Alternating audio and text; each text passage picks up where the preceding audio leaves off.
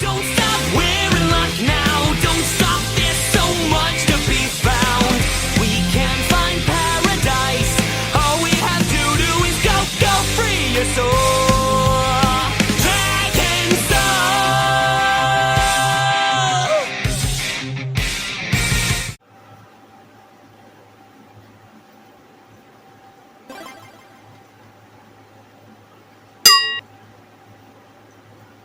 Oh, well, I forgot I turned the camera on. My bad. What's up? What's happening? What's going on, everybody? Welcome back to the Animation Station. You know what's such a different at the end of the animation. Sorry about that. I was jamming out to some tunes, and I promised you it'll make more sense towards the end of this video. So, welcome back to Super Saiyan-Tember, and welcome to movie 4 of the DBZ lineup. And this one has always been one of my personal favorites. Even if it's not technically a great movie, this is one I always watch, and always have a great time. So, strap yourselves in. We're in for another really good one today, and then tomorrow, oh, we're in for an amazing one tomorrow, let me tell you. So, for now, let's talk about Lord Slug. I've always enjoyed this movie. I will never get why people hate this one. Like, people consider it consensusly, if that's even a word, yes, it's a word, we're just gonna roll with it, one of the worst of the DBZ movies, and I don't get it. I really don't get it. What about this movie is so bad to put it down there with the likes of garbage like Bio Broly and Tree of Might and friggin' what's another really bad one? Broly's Second Coming. Like, what did this movie do to garner that kind of reputation? Well, it's beyond me, but I can tell you right now, in my opinion, this is a really good one. So, strap yourselves in. We're in for a positive review, though I do have my fair share of nitpicks. So, let's not waste any more time and dive right in. Another brief summary this time. So, again, this probably won't be a half hour long. So, let's start with our summary, shall we? And if you're wondering why I'm closer to the camera than usual, it's because I have my tripod set up a little bit lower than usual, to see if maybe it could help with the audio a bit. Just a little bit, though. So, without further ado, let's get into it. This is my review of Lord Slug. While Piccolo is doing his meditation training, Gohan shows up along with Icarus, and shows Piccolo his new whistle and dance routine. However, the high-pitched noise greatly hurts Piccolo's ears. They both soon sense an object from space fast approaching the Earth, which is revealed to be an uninhabited planet. Yeah, I'll just complain about this right now. The start of this movie is very slow. Like, it really drags out this opening part with this uninhabited planet heading towards the planet, and then, you know, not killing them. It really drags it out. Like, what could probably be explained in about maybe 5 minutes or so is stretched out to at least 12 minutes. And considering this movie is not even an hour, that's bad. So, yeah, that part drags, and the whole whistling scene, I'm as annoyed at it as Piccolo. Though it is cool, I will admit, to see Gohan in his attire with the Dragon Ball hat that we see him in when we first meet him in the Saiyan saga, so that was a nice little touch, I'll give it that. But it's still Icarus being annoying, and while he definitely gets sidelined way more in this movie, thank you, he's still pretty annoying, so yeah, that's a legit problem. News of the collision begins to wreak havoc all over the planet, as it is believed that the impact is going to destroy the entire Earth, but of course it won't, because it's Dragon Ball. Not to mention, there wouldn't be a movie if that was the case. Goku and Krillin go to deflect the planet off course using Kamehamehas so it does not hit Earth, but to no avail, and they are blown away by the fierce winds produced by the near clash of the planet with Earth. The planet passes near Earth but misses the crash, exploding soon after. However, a spaceship from the planet lands on Earth, which is full of soldiers who serve Lord Slug. Along with his crew of vicious fighters, Slug, who has grown considerably old, has traveled through space for an untold number of years, conquering planets with Earth as his new target. The way they dominate a planet is by terra-freezing it, changing the atmosphere to make it suitable for themselves, as they are a demon clan who cannot withstand sunlight for more than an hour. That's interesting. And I do like the whole terra freeze idea. It's another excuse to give us a sort of winter-esque Dragon Ball movie. Like, we were straight up in the Arctic in World's Strongest, but here, it's in the city, but it's somewhat winter-themed because they're trying to freeze the whole planet over. So, yeah. I mean, if you want to watch this around December, I mean, I'm not going to judge you for it. Because I'm probably going to do the same thing. And no, I'm not saying it's a Christmas movie, I'm just saying it's a winter movie. There is a difference. This, however, is almost unbearable for any people, including the native occupants of Earth. Later, they transform the planet into a giant spaceship and move on to find a new planet to conquer. Earlier in the film, they intentionally destroyed their own craft to make Earth their new cruiser. So what the planet was, it was their old cruiser. They were sick and tired of it, so they threw it away and let it explode, and then took Earth. I mean, the story here is very simple, but it's not bad by any means. Yes, it's a blatant ripoff of King Piccolo and Piccolo Jr., but that's besides the point. It's still solid. It's still a good enough story. A nearby Gohan attempts to stop Slug's soldiers. Slug notices the Dragon Ball Gohan has on his hat and obtains it. After reading Bulma's mind, after Bulma decided to straight up tell Slug that he needed a radar to find the Dragon Balls, that was dumb on your part, Bulma. Slug learns of the Dragon Balls and how to get them. Lord Slug sends his minions to gather the Dragon Balls via the radar, which he steals from Bulma after mind reading, because of course he does, and uses them to ask Shenron for eternal youth, bringing his age back to a time when he was at his most powerful. Soon after Slug's wish was granted, the terra-freezing device is launched into the outskirts of Earth's atmosphere, which releases a thick dark cloud which covers the planet, blocking out the sunlight, and thus lowering the temperature around the planet, freezing its oceans. Yajirobe, having found Goku, gives him, along with Krillin, a sensu bean, and they soon head out to find Slug. And I believe this is also Yajirobe's first appearance in a movie. It's neat. Later, Gohan manages to infiltrate Slug's camp with Oolong and Icarus, but is quickly discovered and outnumbered by the soldiers.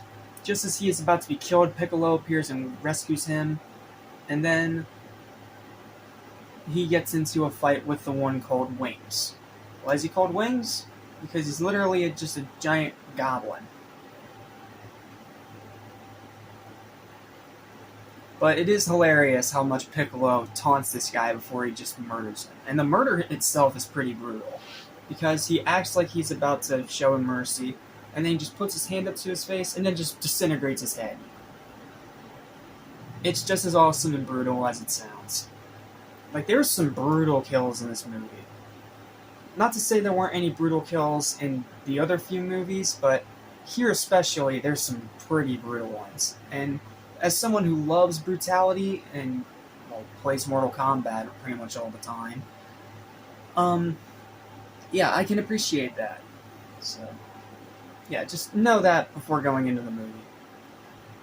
So, killing Wings, he soon notices that Gohan's been defeated by Lord Slug's other henchman, Metamacha. As he goes to help him, he is ambushed by Angela along with Metamacha, as they are able to both take him down. As they are about to be finished off, Goku and Krillin arrive and save them. Goku easily disposes of the henchman, because he's Goku. I mean, that's what he does, he's Goku. And is soon confronted by Lord Slug, who has been watching all along from his spaceship. Slug proves to be stronger than Goku in the ensuing fight, and pummels him around. As Goku is on the verge of defeat, he catches Slug's intended death blow and transforms into a pseudo-Super Saiyan. Yeah, I think I should explain this a little bit. This was before Super Saiyan was pretty much even a thing, even in the anime. So, this is pretty much the original concept of Super Saiyan before it actually became Super Saiyan, with the yellow energy, and then his hair still staying black but having a brown shine to it because of the aura. That's why there's some brown in the thumbnail of the video. So yeah, there's that. And as for my thoughts on Pseudo Super Saiyan, it's interesting.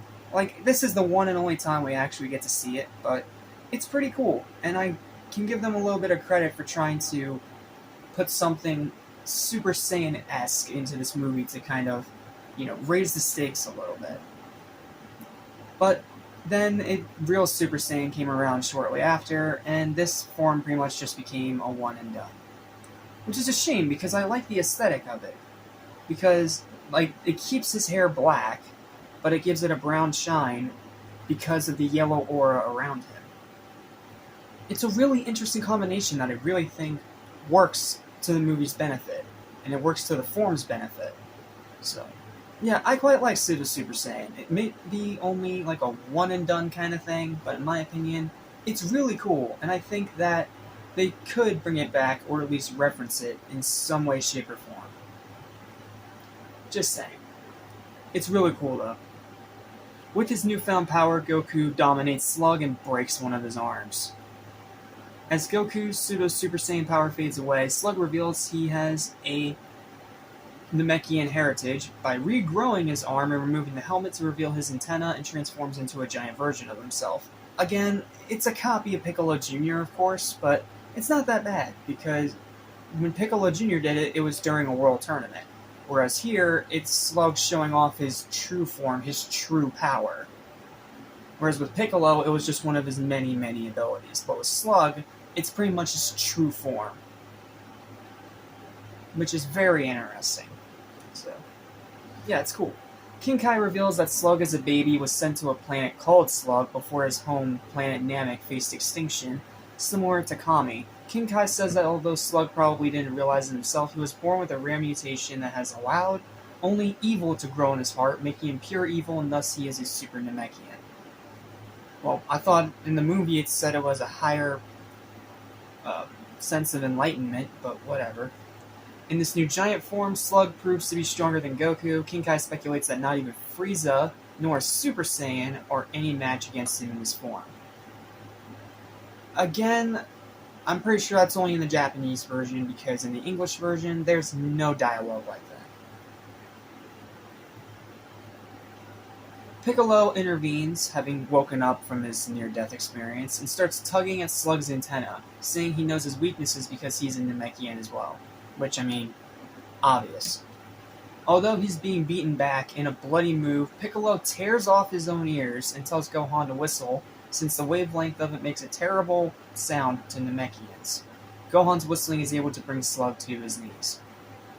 Piccolo gives what little strength he has left to Goku. Thanks to Piccolo, Goku is able to use the Kaioken and tear a hole through Slug's torso. Again, a rip-off of King Piccolo, causing him to crash into his own spaceship, destroying it, and killing all the people inside. Goku then flies up above the clouds to deliver the final blow to the Terra Freezer with a Spirit Bomb, powered by the sun. Slug, having survived the Kaioken attack, desperately tries to thwart him. The Spirit Bomb heads straight into the freezing generator, taking Slug with it and destroying him. The atmosphere goes back to normal on Earth. Following Slug's defeat, the friends reunite and are given sensu beans by Yajirobe. The final scene involves Master Roshi waking up from his nap, which he started before the aliens landed, and he wishes that something interesting would happen. Yep. The stupid old codger slept through the whole movie, pretty much. Like, there's one scene in the beginning where you see he's sleeping, when you see Krillin's reaction to the news that the world's about to end. And then you don't see him again until the ending. And then he's like, I wish something interesting would happen around here. It's like, dumbass, you slept through the whole thing. How did the extreme cold at least not wake you up, man? Like, goodness gracious. Like, that's a little weird. Okay. Now let's go on to our voice cast. A lot of these are the main ones, so I'm just going to fly through them quickly, and then I'll just talk about the new ones. And any other cool little moments that the summary didn't talk about.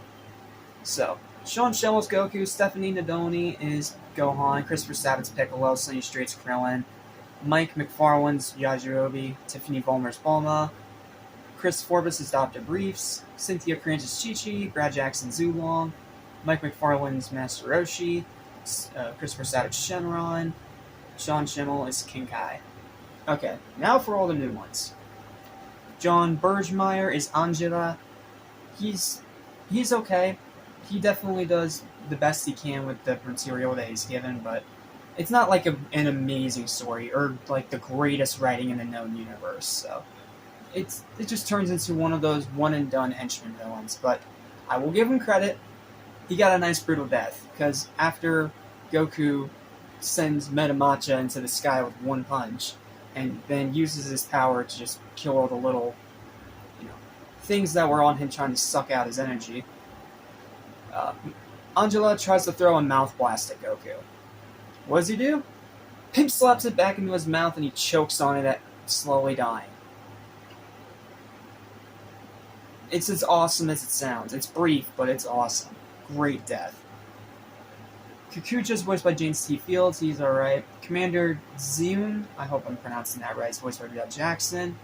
Wings is voiced by Chris Rager. Probably the funniest character in the movie because, he's so beneath Piccolo, but he keeps trying to reason with him and keeps trying to outsmart him. And it's just hilarious. He is responsible for some of the funniest parts in the movie. Gyoshu is voiced by James T. Fields as well. He's okay. Metamacha is voiced by Kent Williams. He's pretty good. And then we have the narrator, voiced by Kyle Herbert, however you pronounce it. I'm sorry if I'm mispronouncing your name. Who, of course, later goes on to voice adult Gohan. So, no surprise there. And then we have Bryce Armstrong as Lord Slug. He's pretty good. He's not, the greatest villain in the world, and he's a little overrated, but voice performance-wise, he does a really good job, and I give him a lot of credit for that. So, yeah, pretty good. So yeah, that's the voice cast, that's a little bit of emphasis on the kills, that's the story. I guess all that's left now is my written review. So let me just pull it up here real quick.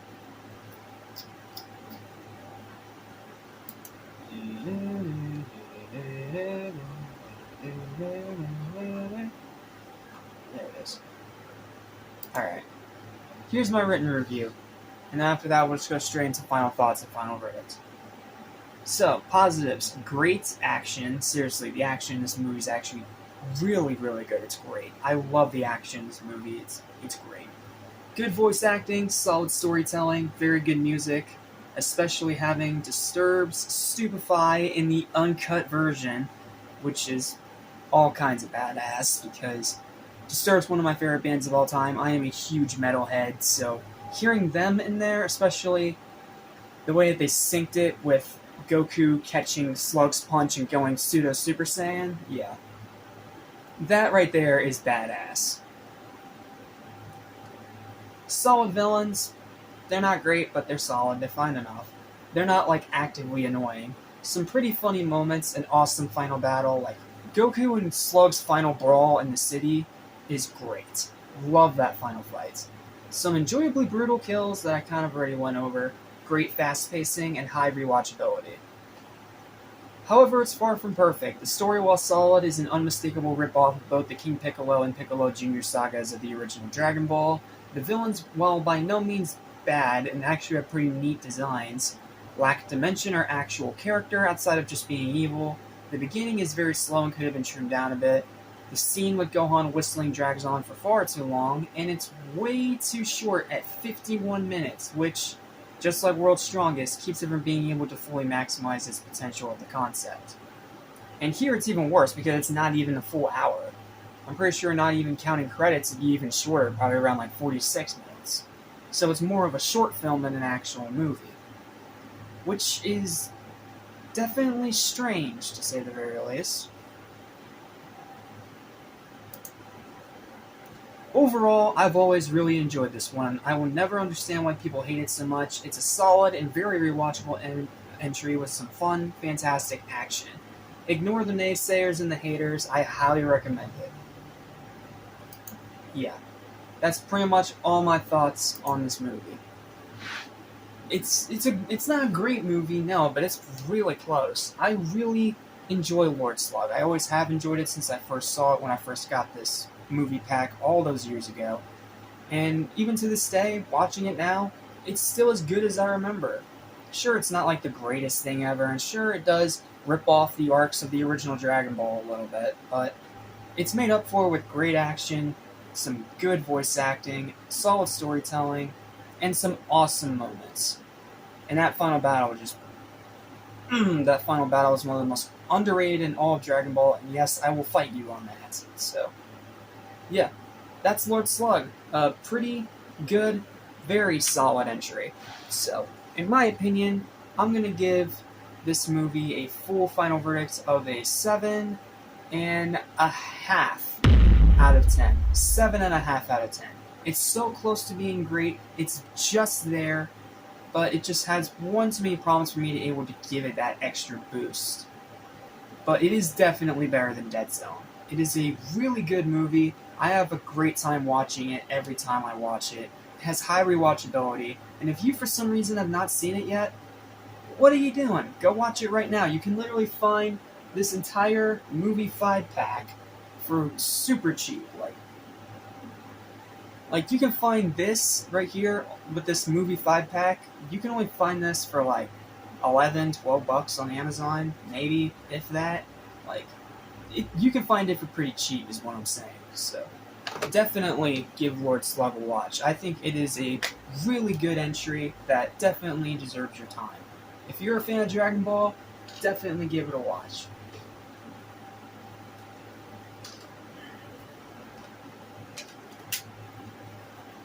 So, what we just looked at was a really good movie.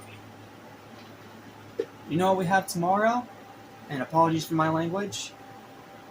We have a freaking kick-ass movie tomorrow, because tomorrow we're going to be taking a look at not only a great Dragon Ball movie, but a movie arguably in the top 5 of all the movies combined. Yes, up there with Battle of Gods. It is that good. So, I will see you guys next time when we talk about the awesome kick-assery of Cooler's Revenge.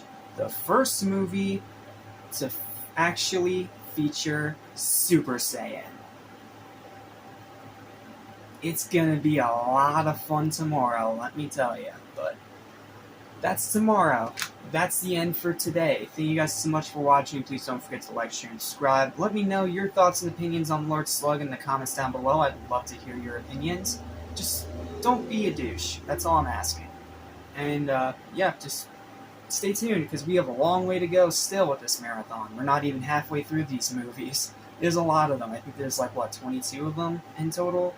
And even though I'm cutting out the original Dragon Ball movies and not re-reviewing Dead Zone yet, there's still a lot to go. So, yep, make sure your bells are on, make sure you're subbed, because you don't want to miss a single bit of this action. So, till then, thanks for watching. I'm Jad Small of Animation Station. Stay Super Saiyan, and I'll see you guys tomorrow for Cooler's Revenge. Thanks for watching. Peace.